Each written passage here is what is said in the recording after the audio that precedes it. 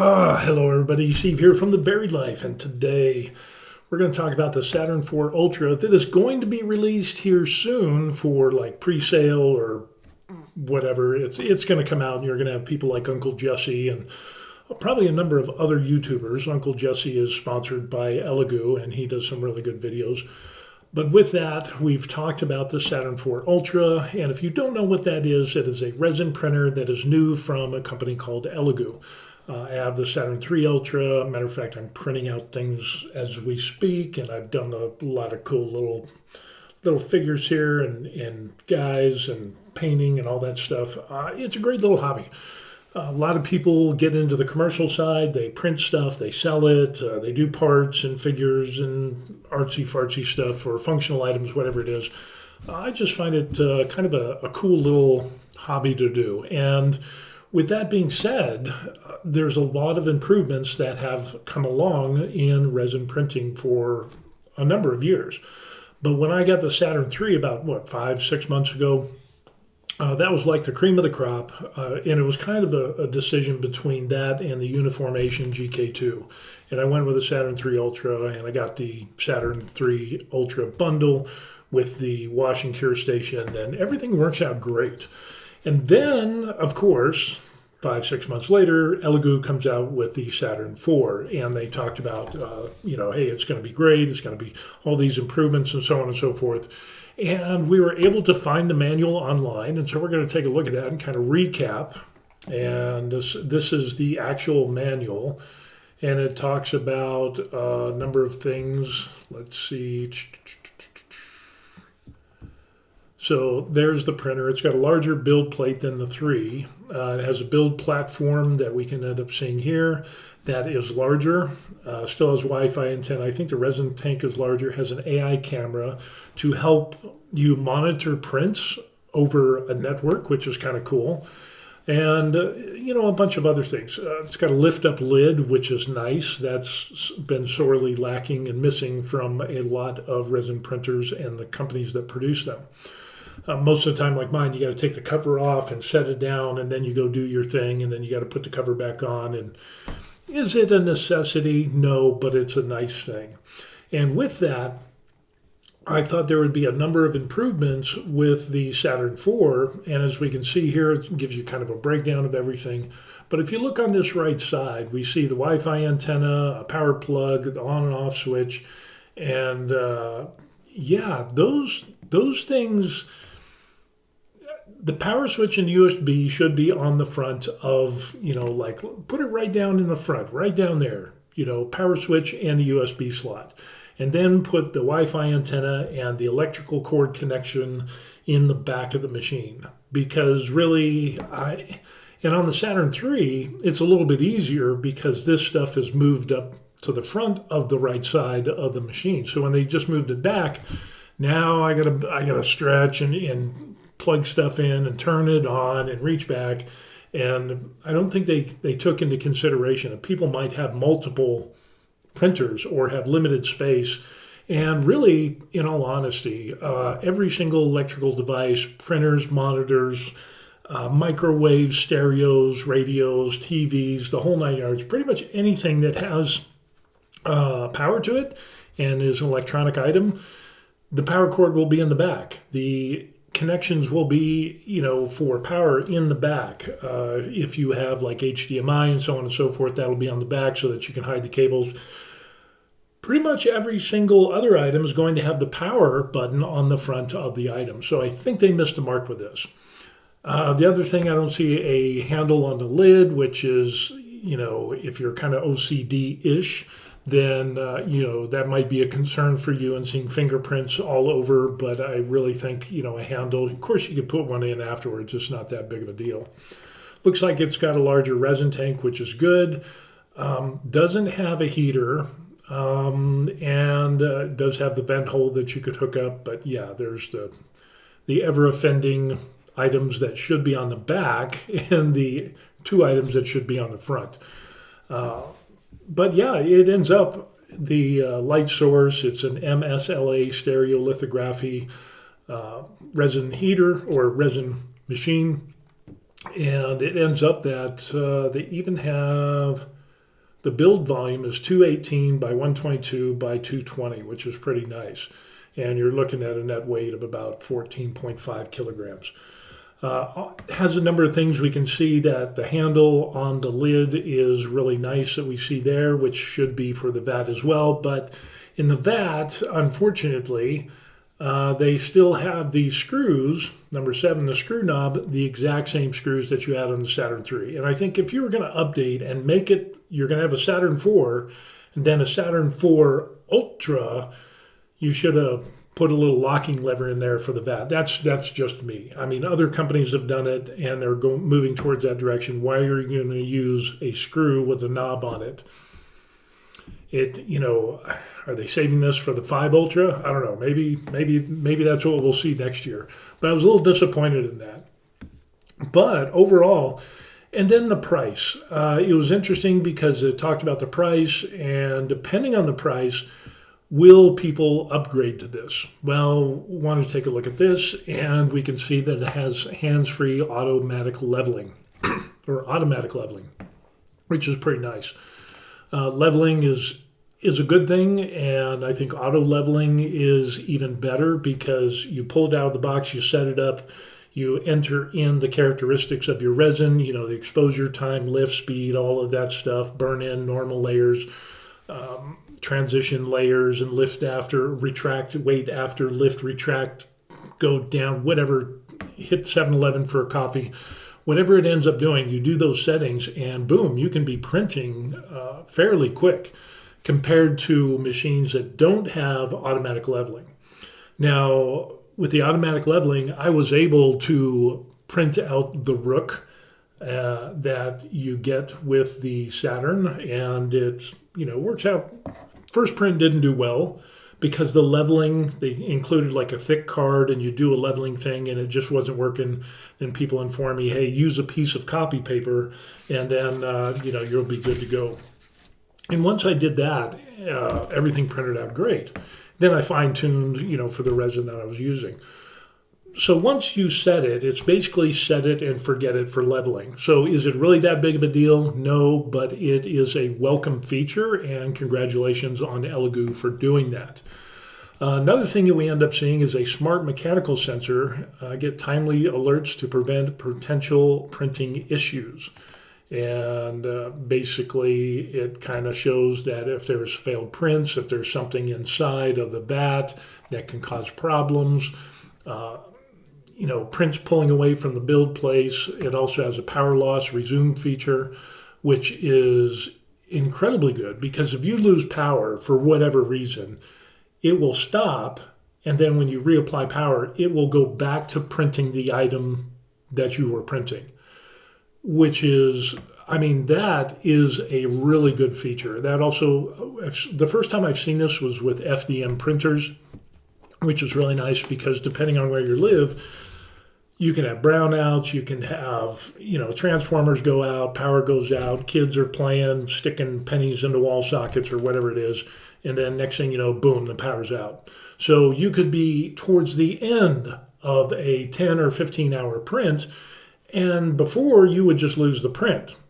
All that time has gone down and you're going to lose all that resin, and that can be a little frustrating. So with this power loss resume printing function, that is an awesome feature. Now, it doesn't have a bed or vat heater from what we've seen so far. Maybe they do, but they haven't released it. Nobody said anything yet. Maybe Uncle Jesse will fill us in when he does his reveal, which is coming up real soon.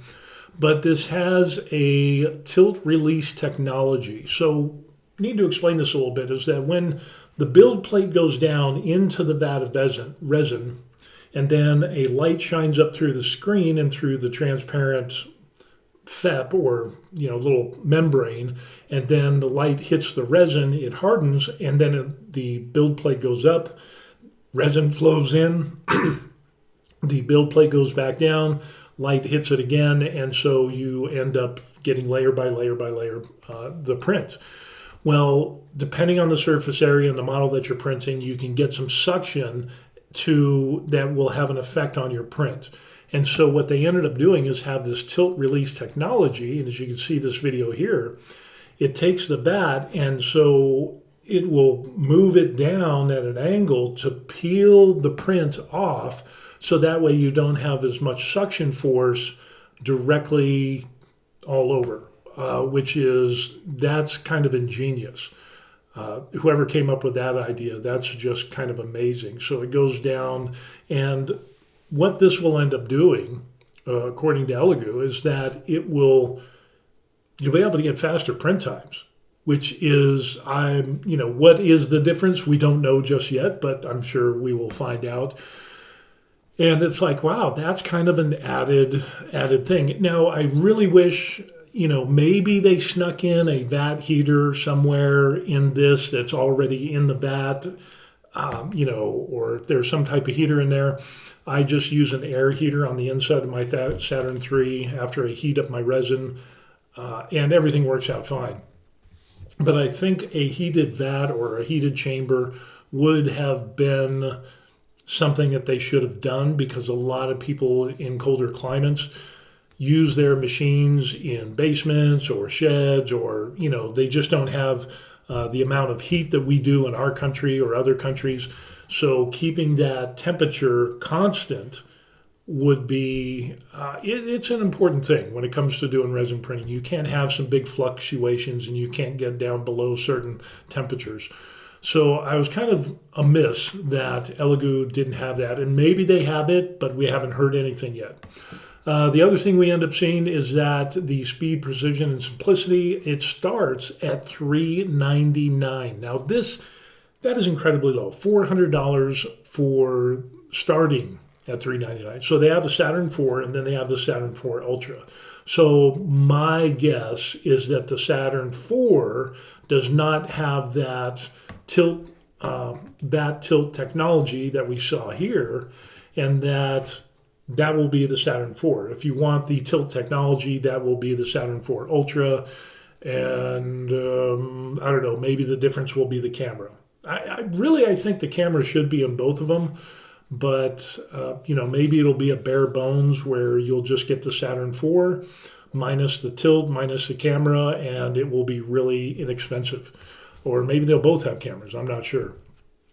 But I was informed by a number of people that this is like a pre-sale price, an early sale price, and then it will go up from there. But even this, if you add on, $100 or $200 onto this, maybe it's for, $500, $600 for what you're getting. That is kind of tempting now. That is really tempting. So, the Saturn IV Ultra, we have 1 day, 12 hours, 6 minutes, and 20 some odd seconds. So you can find out about that. They won't release any more information other than that and what you end up seeing on their TikTok. So that's what we end up having. That's what we end up seeing with the Saturn IV and the Saturn IV Ultra. Some great features that are offered. Again, they use the same screws for the vat.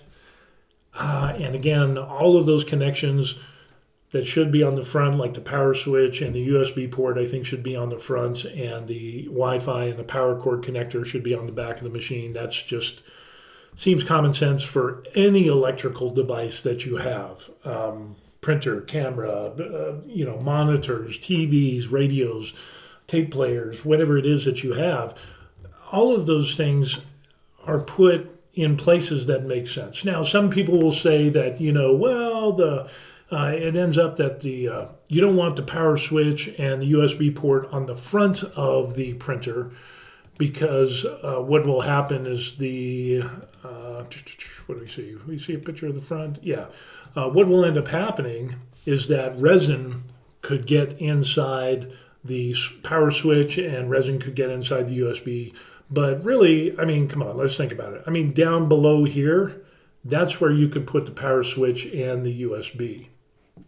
So really to say that, you shouldn't put it on the front because you're going to get resin into it and it'll ruin it. You've got enough terrain features on the front to shield the power switch and the USB port.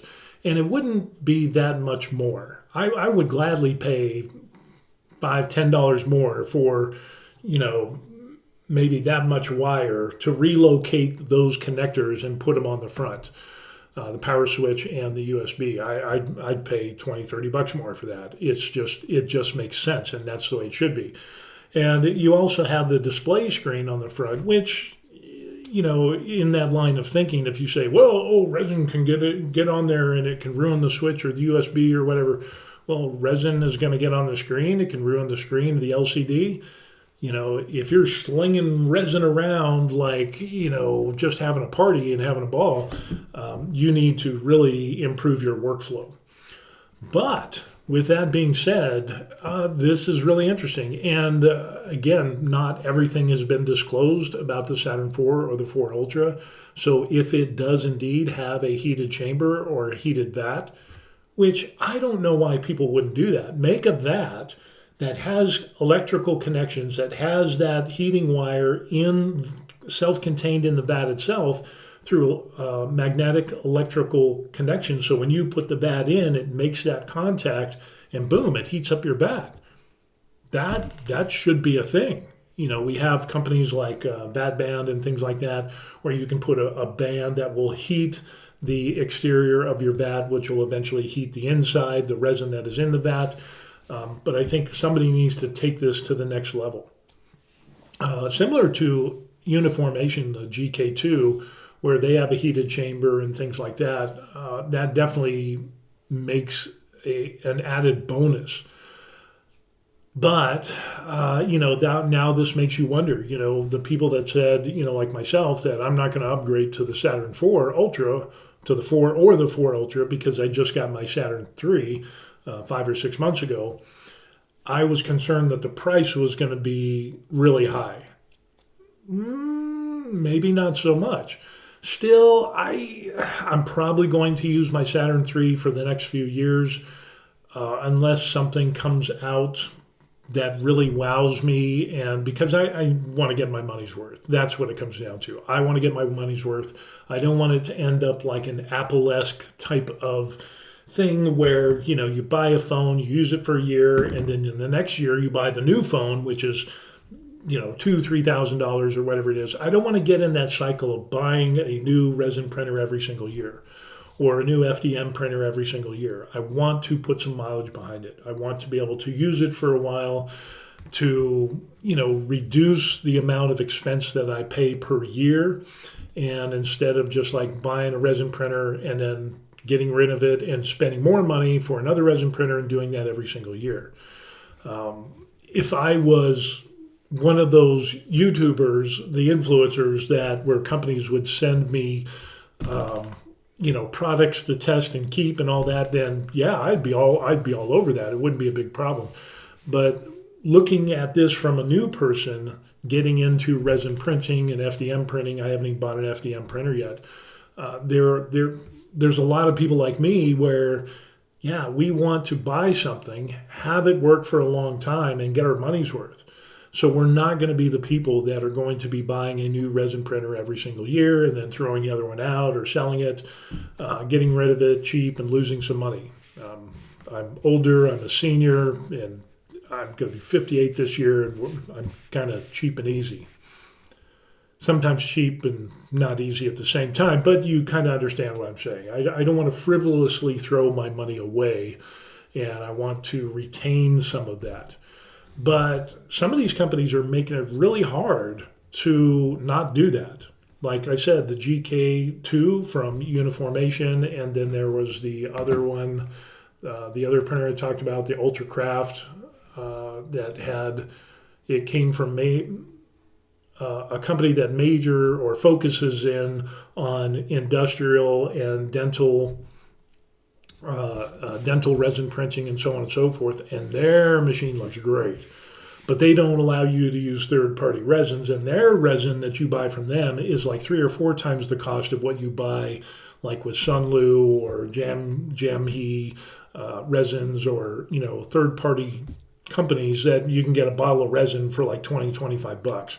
When you're spending $100 for a liter of resin from that company, yeah, that's kind of and the machine was awesome. But now, talking about price, the thing is, it starts from $399, so basically $400, and that'll probably be the Saturn IV. Saturn IV Ultra will probably have all the bells and whistles, probably add on another $200, $250, somewhere. I'm thinking around that range. I'm just guessing, but we'll see. And the good news is if you don't want to spend that much amount of money, just know that the Saturn III Ultra is going to go down in price. So you can, matter of fact, let's take a look and see what we see in regards to printers, resin printers. Come on, let's see. View, I want the resin printer, Saturn series. View all. There it is. The Saturn III Ultra that we see right there is $429, and it was $600. And then you can see the Saturn III, it's $339, it was $450, and then the twos, the Saturn 8K. So you can still get, pre-owned Saturn III Ultra, $202. Pre-owned systems, you can get into resin 3D printing.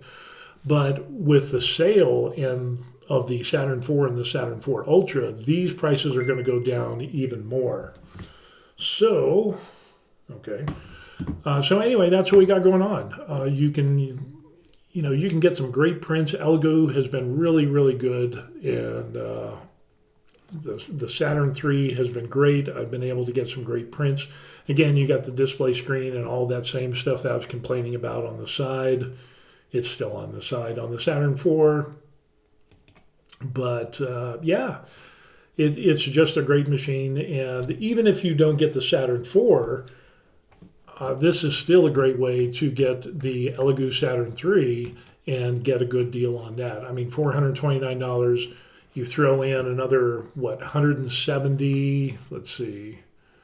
Let's go to post-processing. If you get the Mercury S bundle, and that's what I ended up getting, I think it's about, $170?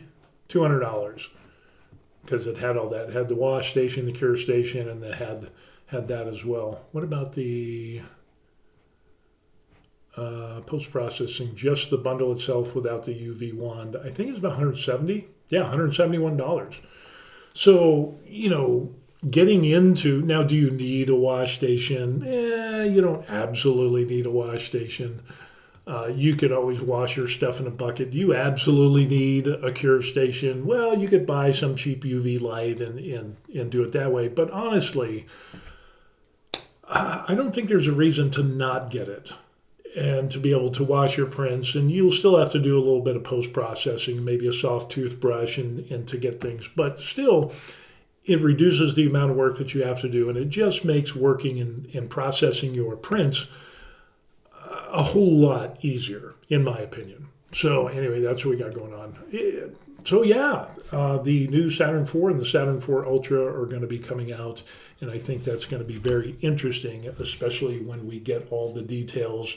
And I think Uncle Jesse's going to be the first guy that's going to do the reveal on this on his channel. So I'll be tuning in to that, and maybe Hammer eventually. He should be probably getting one of these as well, I think. That would be interesting to see as well. But yeah, the pros and the cons, the bells and the whistles. Do you need all those things? No. Is it nice to have auto leveling? Yes, it is. Is it an absolute necessity? No, because once you level it, generally that's it. But this technology and the improvements that they're making are definitely making resin printer a plug and play type of item, to where it's kind of like a microwave. Here's what I want. You press a few buttons, ding, and it's done. So the usability and the user interface that we interact with resin printers has gotten to the point of where now kids are doing it. And it's just kind of amazing on the technology. So anyway, put your comments in the comment section down below. What do you think about the Saturn IV Ultra? If there was a resin printer, if you were the resin printer god for a day, what would be some of the major features or things that you would want in a resin printer? And put that in the comment section down below.